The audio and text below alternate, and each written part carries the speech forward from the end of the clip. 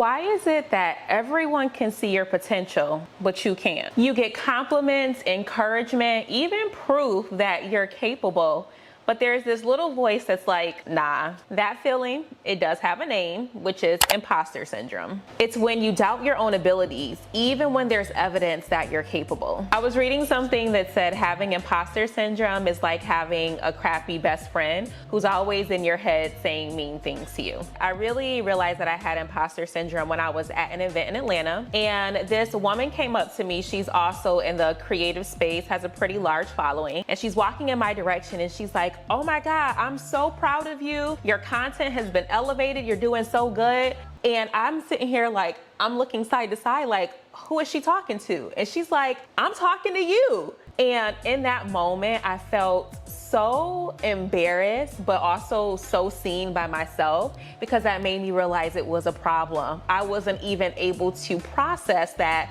someone was complimenting me on the work that I was doing with my content. Another example of imposter syndrome was when I had a performance evaluation at work. I don't know what type of headspace I was in, but I was rating myself like 3 out of 5. I'm like, I'm doing okay. And then my supervisor was rating me higher than I rated myself. And she's like, I guess I don't understand. She's like, why are you rating yourself so low? Again, another very illuminating moment, which let me know that I needed to learn a little bit more about why this was happening and how I could heal from it. But here's the thing, high achievers, people who have high expectations for themselves, feel it the most. Which means if you're feeling imposter syndrome, you're probably doing better than you think. There are 5 types of imposters. You might resonate with one or more than one. The perfectionist. Setting excessively high goals for yourself, and when you fail to reach a goal, you experience self-doubt and worry.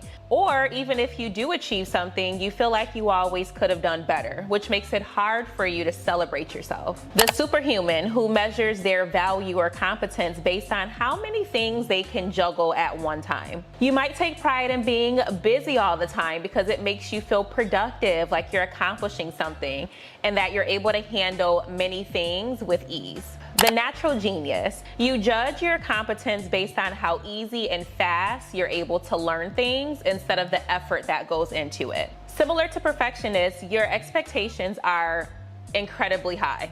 Unrealistically high. You likely got high grades in school and was known as the smart one. The soloist, the person who is unable to ask for help. You refuse assistance to prove your worth and that you're capable, which actually leads to self-sabotage because you probably could get things done quicker and easier if you ask for help instead of trying to struggle and do everything on your own. The expert. You measure your competence based on what and how much you know or can do. You might constantly seek accolades, degrees, certifications to feel better about yourself, which isn't necessarily a bad thing, but experts might procrastinate on starting things because they're always looking for more information and they need to feel like they are an expert before getting started. Or you might not apply for a job unless you meet every single requirement. The crazy thing is, I resonate with all 5 of these, which lets me know that my imposter syndrome is deep rooted. I'm still trying to figure out exactly where it came from and why I'm so hard on myself. My guess is that it comes from childhood. So you might really want to sit and reflect on why you put so much pressure on yourself. Only you can figure that out for yourself. I would encourage you to sit and ask yourself, by meeting these standards, these expectations that I set for myself, what am I proving? Am I proving that I'm worthy of something? Who am I trying to prove my worth to? Why do I feel the need to do that? Why am I not happy with myself unless I'm always accomplishing? Just reflecting on those questions right there, having those raw moments with yourself will probably unlock a lot. If you're hearing this and you're unsure if this applies to you, I recommend a simple exercise. I didn't make it up, can't take credit for it, but it's something that was incredibly impactful for me. Hold up a mirror and start to say affirmations to yourself. I love myself regardless of what expectations I'm meeting.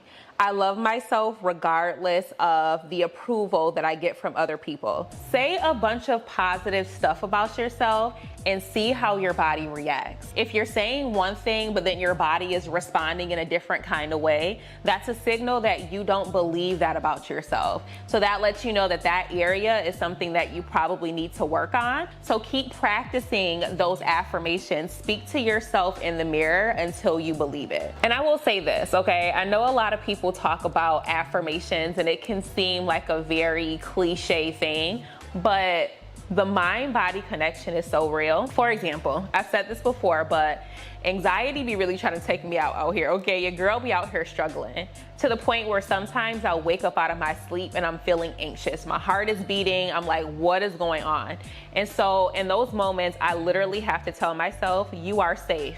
You are okay. You're where you need to be. Nothing is harming you. And once I say those things to myself, my anxiety decreases almost instantly. Sometimes you have to train your mind to think differently about yourself. And it might take some time. Your brain might give you pushback, but over time, you'll build that resistance to those negative thoughts that you have about yourself. I'm also a person who likes to see things in black and white, so proof in front of me. So another thing that I've started doing is documenting my wins, especially at work. If I ever get a nice email from someone, if I get feedback from my supervisor, I put everything in a folder so that when I'm questioning the value that I'm bringing into whatever project that I'm working on, I can always refer to that and have cold, hard proof. That proof, something that you're able to see in black and white, is going to overshadow those negative things that you think about yourself. I have to add this. Something that I did yesterday, which was so powerful, is inner child healing. I know a lot of my issues come from my childhood. I pulled up a video on YouTube yesterday. It's a binaural beat that focuses on inner child healing.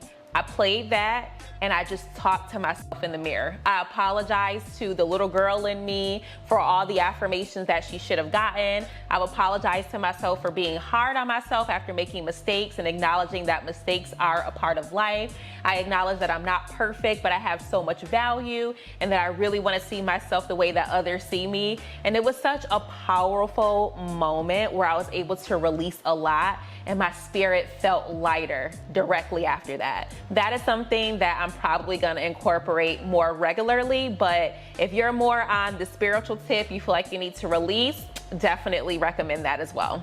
So I actually want to hear from all of you in the comments. When was the last time you doubted yourself, even though everyone else believed in you? We talked about the 5 categories of imposter syndrome. Was there anything that stood out to you the most? And lastly, where do you think your imposter syndrome comes from? Is it from your childhood, something that happened in adulthood, the environment that you're in? Let me know what your why is. I promise you, even if people are scared to comment, you're not alone. I'm putting all my business out, so I'm here with you, okay? Let's support one another, and maybe, just maybe, we can start believing in ourselves the way others already do.